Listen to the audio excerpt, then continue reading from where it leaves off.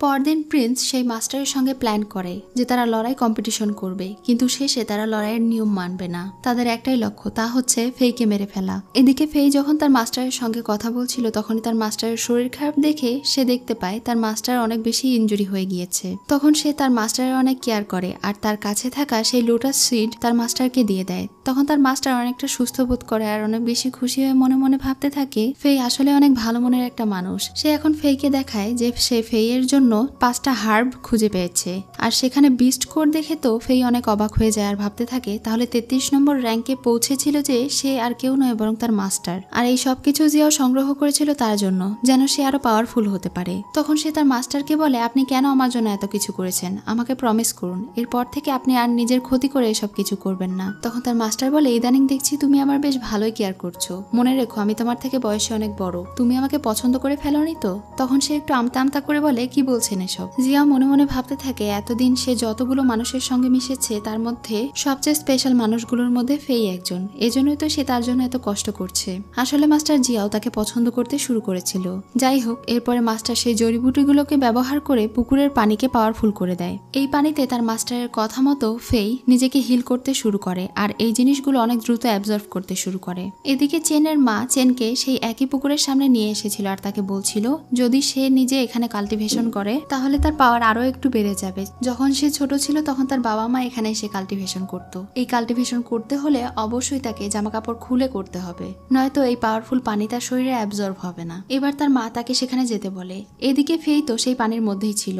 যখনই সে চেনের আওয়াজ পায় তখন সে ভয়ে পানির নিচে ডুব দিয়ে থাকে আর সে খেয়াল করে চেন তার জামা কাপড় খুলে সেখানেই নামছে। যখন চেন পানির ভেতরে চলে আসে তখন সে আর নিঃশ্বাস আটকে রাখতে পারে না, সে উপরে উঠে আসে। তাকে এই অবস্থায় দেখে তো চেন অনেক বেশি ভয় পেয়ে যায়। সে তাকে অনেক বাজে বাজে গালিগালাজ করছিল আর বলছিল এখানে থেকে চলে যেতে। যেহেতু সে তাকে অনেক খারাপ খারাপ গালি দেয় এজন্য ফেই ওখানে থেকে যায় না, বরং তার আশেপাশে ঘুরতে থাকে।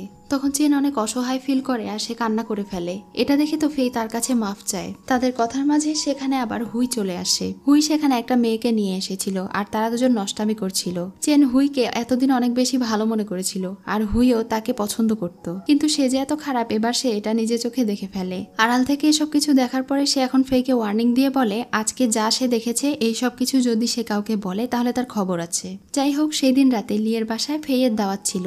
লিকে আসতে দেখে তো ফেই অনেক বেশি খুশি হয়ে যায়। লিয়ের বাবা মা ফেইকে অনেক আপ্যায়ন করে, তাকে একদম জামাই আদর করে আর ভালো ভালো খাবার খাওয়ায়। একই সাথে লিয়ের বাবা মা এখানে তাকে কনভিন্স করার চেষ্টা করছিল যেন সে লিকে তার কনকুবাইন না বানিয়ে তার স্ত্রী বানায়, কারণ যেহেতু সে 3টা মেয়েকে বিয়ে করবে তাই কেউ না কেউ ফার্স্ট র্যাঙ্কে থাকবে। লি যেন ফার্স্ট র্যাঙ্কে থাকে সেজন্য তার বাবা মা তাকে বোঝাচ্ছিল। তাদের কথার মাঝেই সেখানে বাই চলে আসে। লিয়ের বাসায় যে ফেইকে দাওয়াত দেওয়া হয়েছে এটা দেখে সে একটু অবাকই হয়। যেহেতু বাইও এখন ফেইকে পছন্দ করতে শুরু করেছিল এজন্য সে মনে মনে একটু হিংসা করে। লি এখন বাইকেও বলে তাদের সঙ্গে খাবার খেতে। ফেই যখন খাবার খাচ্ছিল তখন লি অপলক দৃষ্টিতে তার দিকে তাকিয়েছিল আর বাই তো হিংসায় জ্বলে পুড়ে যাচ্ছিল, কিন্তু সে তাদের দুজনকেই খাবার সার্ভ করে তাদের রাগ ঠান্ডা করে দেয়। বাই বলে সে এখানে লিকে ডাকতে এসেছিল র্যানকে তাদের সঙ্গে কালকে নিয়ে যাওয়ার জন্য, কারণ কালকে ফাইটিং কম্পিটিশন হবে। তবে সে যেখানে আছে ওখানে যাওয়াটা একটু কঠিন। চেন যদিও ফেইকে ঘৃণা করে তারপরেও ফেই তাদের সঙ্গে যেতে চায়। এখন তারা 3জন মিলে চেনকে ডাকতে চলে যায় যেখানে চেন ধ্যান করছিল। ফেই তাদের দুজনের হাত ধরে আছে এটা দেখে তো চেনের জেলাস ফিল হয়। সে মনে মনে ভাবছিল তারা দুজন কি ফেইয়ের সঙ্গে রিলেশনশিপে আছে নাকি, হয়তো তারা দুজনই এই বিষয়টা তার কাছে থেকে লুকোচ্ছে। যাই হোক, যেহেতু সে গতকালের ঘটনার কারণে ফেইকে অনেক বেশি ঘৃণা করে এজন্য সে তার 2 বোনকে বলছিল তার কাছে থেকে সরে আসতে। তারা দুজন কি তাকে বন্ধু বানিয়ে নিয়েছে নাকি, সে প্রথমে বাইকে বলে, কিন্তু বাই আমতা আমতা করে বলে সে আসলে ফেইকে বিয়ে করতে চায় এজন্য সে তার সঙ্গেই থাকবে।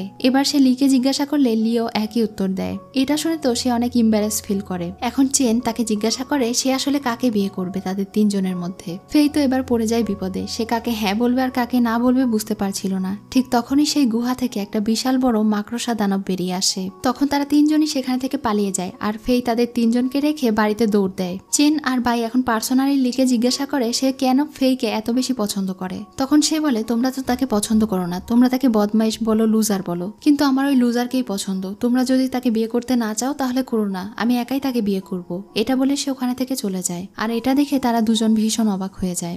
এদিকে ফেইকে তার মাস্টার সঙ্গে করে নিয়ে যায় লাভ ডিউ নামক এক ধরনের পাওয়ারফুল জড়িবুটি তুলতে। সে 4টা জড়িবুটি পেয়েছিল কিন্তু একটা বাদে, সেই একটা তুলতেই তারা সেখানে যায়। এই জড়িবুটি অ্যাচিভ করতে হলে ভার্জিন ছেলে এবং ভার্জিন মেয়ে প্রয়োজন। যেহেতু তারা দুজনই ভার্জিন, এজন্য তারা দুজন ট্রাই করে এই ফুল তোলার জন্য। প্রথমে তারা দুজন এই ফুল তুলতে পারে না, কিন্তু এরপরে সেই ফুলটা ফুটে যায়, যেটা দেখে সে অনেক অবাক হয়ে যায় আর বুঝতে পারে এই ফুল ফুটে যখন দুইজন ভালোবাসার মানুষ একসঙ্গে এই ফুলে জাদু করবে, তার মানে আসলে সে এবং জিয়াও একে অন্যকে অনেক ভালোবাসে, কিন্তু তারা নিজেই জানে না। কিন্তু এই ফুল পাওয়ার পরে তারা দুজন আর একসঙ্গে থাকতে পারবে না, এটা তাদেরকে বিষক্রিয়া করবে। আর ফেইয়ের উপরে এই বিষক্রিয়া কাজ করে, এজন্য সে তার মাস্টারের উপরে রেগে গিয়ে বলে, আমি কি আপনাকে বলেছিলাম আমার এত উপকার করতে? আমার এত উপকার করতে হবে না, এখন থেকে আমার কাছে থেকে দূরে দূরে থাকুন। এটা শুনে জিয়াওয়ের অনেক খারাপ লাগে, তার চোখে পানি চলে আসে। তখন ফেই সেখানে থেকে চলে যায় আর রাতে অনেক কষ্ট পায়, কারণ সেই ফুলের পয়জন তার মধ্যে ছড়িয়ে পড়েছে। এখন পরদিন সকালে টাওয়ারে সব পাওয়ারফুল লোকেরা চলে এসেছিল, কারণ আজকে এখানে লড়াই কম্পিটিশন হবে। শহরের সবচেয়ে বড় বড় পাওয়ারফুল লোকদেরকে প্রিন্স সাথে করে নিয়ে এসেছিল। এখানে এখন ঠিক করা হয় কার সঙ্গে কার প্রথম রাউন্ডের লড়াই হবে। প্রথমে এখানে লিয়ের সঙ্গে একটা ছেলে লড়াই করে, তাদের দুজনের মধ্যে বেশ ভালোই লড়াই হয়, কিন্তু লি হেরে যায়। ফেই তাকে সামলে নিয়ে বলে, তুমি কি ঠিক আছো? তখন সে খুশি হয়ে বলে, হ্যাঁ ঠিক আছি, কোনো সমস্যা নেই। এরপরে হুইয়ের সঙ্গে ফেইয়ের লড়াই শুরু হয়। হুই প্রথমে ভেবেছিল যে ফেই তেমন একটা পাওয়ারফুল না, কিন্তু তার সঙ্গে লড়াই করার পরে সে বুঝতে পারে যে ফেই আসলেই অনেক পাওয়ারফুল। কিন্তু লড়াইয়ের এক পর্যায়ে হুই তার সঙ্গে লড়াই করে তার তরোয়াল ভেঙে ফেলে। এখন সে কি দিয়ে লড়াই করত?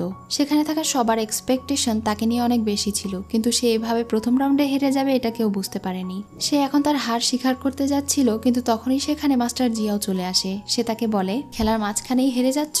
মাস্টার এখন তাকে নিজের পাওয়ারফুল তরোয়াল দেয় আর এটা দিয়ে তাকে লড়াই করতে বলে। এবার সে তার মাস্টারের তরোয়ালের সাহায্যে অনেক বেশি পাওয়ারফুল হয়ে যায় আর হুইকে হারিয়ে দেয়। তখন সেখানে থাকা ফেইয়ের বাবা, বাই, লি সবাই অনেক খুশি হয়ে যায়। প্রিন্স শুধু অপেক্ষা করছিল কখন ফেই তার আসল পাওয়ার তাদেরকে দেখাবে। এবার চেনের সঙ্গে একটা ছেলের লড়াই হয় আর সেই ছেলেটিকে চেন খুব সহজেই হারিয়ে দেয়। এখানে প্রথম রাউন্ড শেষ হয়ে যায় আর দ্বিতীয় রাউন্ড শুরু হয়। দ্বিতীয় রাউন্ডে গে হং নামক সেই মাস্টারের সঙ্গে বাই লড়াই করতে চায়, কারণ সে তার বাবা মায়ের মৃত্যুর প্রতিশোধ নেবে। সেখানে ফেই গিয়ে তাকে অনেক উৎসাহ দেয় আর বলে, তুমি তাকে মারতে পারবে, নিজের মধ্যে প্রতিশোধের আগুন জ্বালাও। এসব কিছু দেখে তো দূর থেকে লিয়ের হিংসে হচ্ছিল। তখনই ফেইয়ের বাবা তাকে সেখানে থেকে নিয়ে চলে যায়। আসলে ফেই এটা করার মাধ্যমে বাইয়ের মধ্যে অনেকটা পাওয়ার ট্রান্সফার করে দিয়েছিল। এখন বাই মাস্টার হং এর সঙ্গে লড়াই করতে শুরু করেছিল।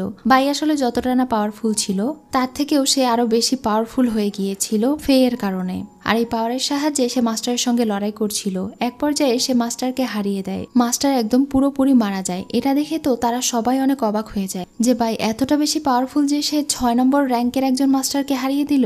এটা দেখে তো প্রিন্স একদম হতভম্ব হয়ে যায়। আর সেখানে থাকা চেন ফেইকে জিজ্ঞাসা করে, তুমি আসলে কি করেছো তার সাথে? তখন সে বলে, আমি তোমাকে বলবো না। এই বিষয়গুলো এখন রয়্যাল ফ্যামিলির রেপুটেশনের ব্যাপার হয়ে গিয়েছে, এজন্য প্রিন্স তার বাবাকে ডেকে নিয়ে আসতে চলে যায়। এত কিছুর পরেও যখন চেন বাইকে নিয়ে ছোট করে কথা বলছিল, তখন এই বিষয়টা বাই আর লি মেনে নিতে পারে না। লি এবার তাদের সবাইকে সত্যি কথাটা বলেই দেয় যে সেই দিন ওই জঙ্গলে ডিমন গ্র্যান্ডমাস্টারের হাত থেকে আর কেউ নয়, ফেই তাদেরকে বাঁচিয়েছিল। আর ফেই তাদেরকে বাঁচানোর জন্য নিজের কাছে থাকা লোটাস সিডও দিয়ে দিয়েছিল। এসব কিছু জানার পরে বাই আর চেন অনেক বেশি ইমোশনাল হয়ে যায়। তখনই সেখানে প্রিন্স তার বাবাকে নিয়ে চলে আসে। রাজাকে দেখে তারা সবাই সম্মান জানায়। রাজা এখানে হাজির হওয়ার পরেও ফেই তাকে সম্মান জানায় না। এই বিষয়টা প্রিন্স তার বাবাকে দেখিয়ে দেয় আর তাকে অপমান করতে শুরু করে, কিন্তু ফেই বলে সে রাজাকে সম্মান জানাবে না, কারণ সে রাজার থেকেও আরো বেশি যোগ্য। এটা শুনে ফেইয়ের বাবা রাজার কাছে ক্ষমা চেয়ে বলে তার ছেলের মাথায় একটু সমস্যা আছে, তাই রাজা যেন তার ছেলেকে ক্ষমা করে দেয়। রাজা তাকে একবার সুযোগ দেয় আর বলে, তুমি এই বেয়াদবির জন্য আমার কাছে মাফ চাও। কিন্তু সে কিছুতেই মাফ চায় না, বরং সে উল্টো রাজাকেই বলে সে যেন যেভাবে এখানে এসেছিল সেভাবেই আবারও ফিরে যায়, তাহলে সে তাকে ক্ষমা করে দেবে। তখন রাজা হাসে আর বলে, তোমার এত বড় সাহস? আমি হলাম 10th র্যাঙ্কের আর তুমি আমার সঙ্গে লড়াই করা এবং বেয়াদবি করার সাহস দেখাচ্ছ? তার এসব কথা শুনে আশেপাশের সবাই অনেক ভয় পেয়ে যায় আর তাকে এটা করতে বারণ করে। কিন্তু ফেইয়ের অন্য উদ্দেশ্য ছিল। আসলে গতকালকে ফেইকে তার মাস্টার সেই পিল তৈরি করে দিয়েছিল, যেটা 5টা জড়িবুটির সাহায্যে তৈরি করা যায়, আর এটা খেলে সে সবচেয়ে বেশি পাওয়ারফুল হয়ে যাবে। তাই সে ওই দিন ওই পিলটা খায়নি। তার মাস্টার তাকে বলেছিল যখন এটা সবচেয়ে প্রয়োজন হবে তার, তখনই যেন সে এটা গিলে ফেলে। যাই হোক, তার পরিবারের সঙ্গে এমন হিংসাত্মক কাজ করার জন্য প্রিন্সের ওপরে রাজার ওপরে ফেইয়ের ভীষণ রাগ ছিল। সে তাদের সঙ্গে লড়াই করার জন্য প্রস্তুত হয়ে যায়। সে এখন রাজাকে তার আসল পাওয়ার দেখায়, সেটা হচ্ছে থান্ডার পাওয়ার। তার এই বিদ্যুতের পাওয়ার দেখে তো রাজা অনেক অবাক হয়ে বলে, মাত্র 3 নম্বর র্যাঙ্কের হয়ে সে এত পাওয়ারফুল কিভাবে হতে পারে? তখন সে বলে সে আসলে থান্ডার পাওয়ার অ্যাবজর্ভ করেছে।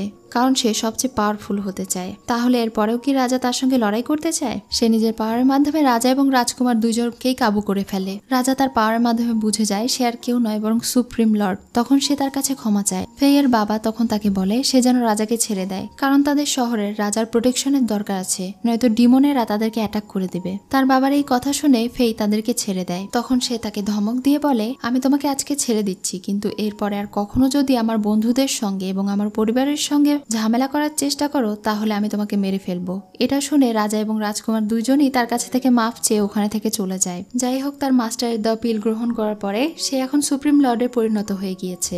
অর্থাৎ এর আগে যখন সে মারা গিয়েছিল, যেটা সে অ্যাচিভ করতে চেয়েছিল সেটা অ্যাচিভ করে ফেলেছে। সে এখন তাদের সবার কাছে থেকে বিদায় নেয়। আকাশ কালো হয়ে যায়, বিদ্যুৎ চমকাতে শুরু করে আর তাকে হেভেন ডাকতে শুরু করে। চেন এখন নিজের ভুল বুঝতে পারে। সে বুঝতে পারে ফেইকে সে আসলেই ভুল বুঝেছিল।